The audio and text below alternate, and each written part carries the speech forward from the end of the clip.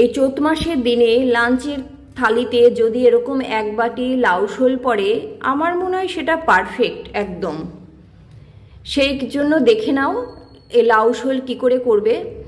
তার জন্য নিয়েছি আমি লাউটাকে ভালো করে ছুলে ধুয়ে তারপরে কেটে নিয়েছি এরকম করে। এইবার নিতে হবে মাছটাকে ভালো করে ওরকম করে ধুয়ে নিয়েছি। ধুয়ে নিয়ে তারপরে এই যে লবণ হলুদ নিয়েছি মাছটাকে মাখাবো বলে। এবার মাছটাকে মাখিয়ে নিয়ে মাছটাকে 5-7 মিনিট রেস্ট দেব, কেন লবণটা যাতে মাছের মধ্যে ঢুকে যায় তাই। এবার রেস্ট দিয়ে ওদিকে কড়াই বসিয়ে দিয়েছি আমি। কড়াইতে তো গ্যাস ধরিয়ে দিতে হবে, আর কড়াইতে তেল দিয়ে দেব। তেল দিয়ে তেলটা গরম হওয়ার জন্য একটু অপেক্ষা করব, দিয়ে মাছগুলো হালকা ভেজে নেব। দেখো তেল দিয়ে দিলাম। এবার কড়াইটার তেলটা একটু গরম হলে তারপরে মাছগুলো দিয়ে দেবো এক এক করে। এই যে দিয়ে দিচ্ছি,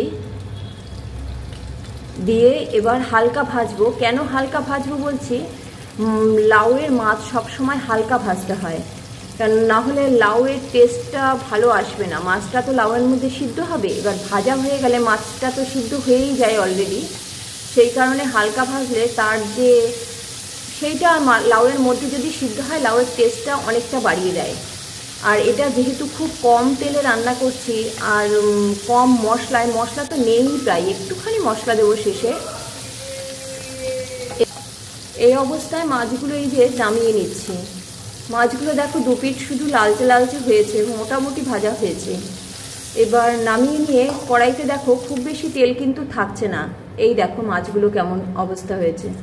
এবার ওই তেলের মধ্যে ওই 1 থেকে 1.5 চামচ তেল আছে, তার মধ্যে আমি 2টো তেজপাতা আর একটু রাঁধুনি ফোড়ন দিয়ে দিলাম। তেজপাতা রাঁধুনি ভাজা ভাজা হলে তার মধ্যে দিয়ে দেবো কাঁচা লঙ্কাগুলো। কাঁচা লঙ্কা যে যার পরিমাণ মতন দেবে। এবার লঙ্কাটা একটু নেড়ে চেড়ে ভাজা ভাজা করে নিয়ে তার মধ্যে দেবো হলো গিয়ে লাউগুলো। এবার উপর থেকে দিয়ে দেবো। এই যে আমার লঙ্কাগুলো মোটামুটি ভাজা হয়ে গেছে, এইবার উপর থেকে লাউগুলো দিয়ে দেবো। লাউটা খুব হালকা সবজি, কিন্তু শরীর ঠান্ডা করতে ভালো রাখে। আর এই চৈত্র মাসের দিনে লাউ সবজিটা বেস্ট। তিতো, শরীর ঠান্ডা রাখবে, এই ধরনের যেসব সবজিগুলো সেগুলো বেস্ট। সেই কারণে লাউটাই সবসময় কম মশলা কম তেলে রান্না হবে। এবার লাউটা দিয়ে উপর থেকে একটু লবণ দিয়ে দিলাম, আর দেবো 1 চিমটে হলুদ। কেন হলুদ বেশি দেবো না, লাউতে হলুদ বেশি দিলে লাউয়ের টেস্ট কমে যায়। এবার টেস্ট যাতে না কমে আর লাউয়ের যে পড়া ভাবটা চলে আসে, সেই কারণে হলুদ সামান্য দিলাম। দিয়ে এবার একটু নেড়ে চেড়ে নিয়ে ঢাকা দিয়ে রাখবো। আর লাউ রান্না সবসময় না গ্যাস বাড়িয়ে করব, কারণ হচ্ছে লাউতে বেশিক্ষণ বসে রান্না করা ঠিক না। লাউয়ের পড়া ভাব চলে আসবে, একটু টক টক হয়ে যায়। সেই কারণে যত শর্ট টাইমে লাউ রান্না করা যাবে কম জাল দিতে হবে, তবে লাউয়ের টেস্টটা বেশি থাকে। সেই কারণেই আমি গ্যাস বাড়িয়ে করব পুরো রান্নাটাই। এবার এইভাবে ঢাকা দেব, কিছুক্ষণ বাদে বাদে খুলবো। খুলে নাড়া দিলেই দেখবে লাউয়ের জল গলে গেছে। আর যদি কারোর লাউতে জল না গলে, মানে বাজারে তো বিভিন্ন জাতের লাউ থাকে, এবার সেগুলো জল গলে না, কিছু কিছু জাতের আছে, তখন এই অবস্থায় একটু জল দিয়ে দিতে হবে। আমার লাউ দেখো এই যে মিনিট 5 হয়েছে, দেখো কত সুন্দর জল গলে গেছে, টকবক করে ফুটছে যে নিচ থেকে। এবার কত সুন্দর জল গলে গেছে। লাউটা ভীষণ ভালো কিন্তু দেখছি।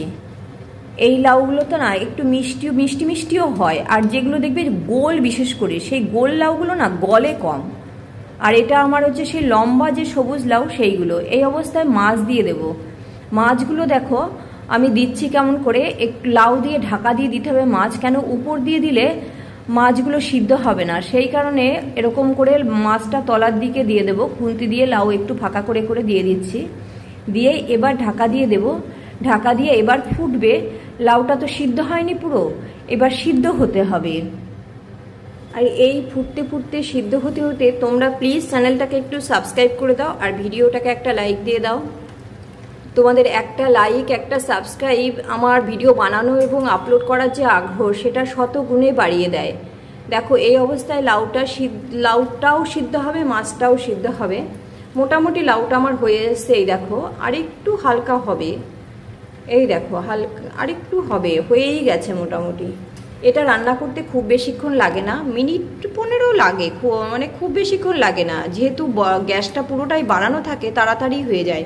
আর এই অবস্থায় কিন্তু আর ঢাকা দেবো না, এবার ঢাকা খুলেই রেখে দেবো, কারণ এতক্ষণ ঢাকা দেওয়া ছিল লাউয়ের পানসা ভাব এবার কেটে যাবে। এই যে ঢাকা খুলে রাখবো। আর নিয়ে আসি একটু গুঁড়ো মশলা। এই যে গুঁড়ো মশলা দেখো, ধনে, জিরে, তেজপাতা আর 2টো শুকনো লঙ্কা একসাথে ভেজে আমি গুঁড়ো করে রেখেছিলাম, সেই গুঁড়োটা দিয়েছি। একটু স্মেল বেরোবে হালকা, সেই কারণে এটা দিয়ে উপর দিয়ে দিলাম। এবার একটু এটা মেশার অপেক্ষা করছি। এটা টোটালি কমপ্লিট আমার। এবার এটাকে নামিয়ে নিতে হবে। নামাতে গিয়ে প্রথমে তো লাউগুলো তো মেশেনি ভালো করে, তাই কারণে লাউটা মেশাতে হবে। তার জন্য আগে এখান থেকে মাছগুলোকে আমি তুলে নেব। মাছগুলোকে তোলাও দেখো সেই যেমনভাবে দিয়েছি সেরমভাবে তুলতে হবে।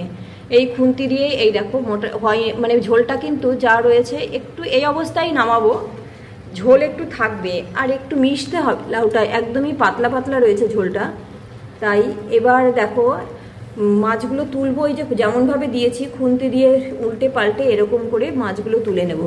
আর এর মধ্যে কিন্তু 1 পিস কি 2 পিস মাছ আমি রেখে দেবো, কেন সেই মাছটা গলে গেলে এই লাউয়ের টেস্টটা অনেকটা বেড়ে যাবে, খেতে ভালো লাগবে। এই দেখো সব মাছগুলো তুলবো, আমি তলার দিকে রেখে দেবো। 1টা কি 2টো মাছ আমি রেখে দেবো। সেইটা ওই খুন্তি দিয়ে যখন লাউটা উল্টে পাল্টে নাড়বো তখন সেটা মিশে যাবে, লাউয়ের সাথে মিশে যাবে। এবং মিশে গেলে ওটা খেতে খুব ভালো লাগে। ওই লাউটুকুনি দিয়েই ভাত খাওয়া হয়ে যাবে, পুরো 1 থালা ভাত মোটামুটি খাওয়া হয়ে যাবে। এই দেখো খুন্তি দিয়ে এরকম করে দিয়ে দিলাম। এই দেখো ঝোলটাও বেশ, গ্রেভিটা বেশ ভালো লাগছে, দেখতেও ভালো লাগছে, খেতেও ভালো লাগছে। এতে যা মিশলো মাছটা ওতেই হয়ে যাবে। এইবার এটা কমপ্লিট। এটা এবার ঢেলে নিতে হবে। এই যে বাটির মধ্যে দেখো আমি ঢেলে নিচ্ছি।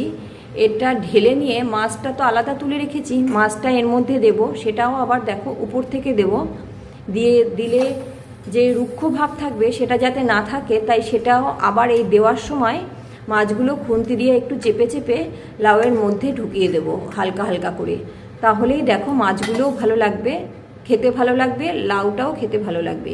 এটা বাড়ির সবাই পছন্দ করবে, বাচ্চা থেকে বড় যারাই লাউ খেতে পছন্দ করে তারাই পছন্দ করবে। পুরো কমপ্লিট দেখো আমার রেসিপিটা, আশা করি সবার ভালো লাগবে।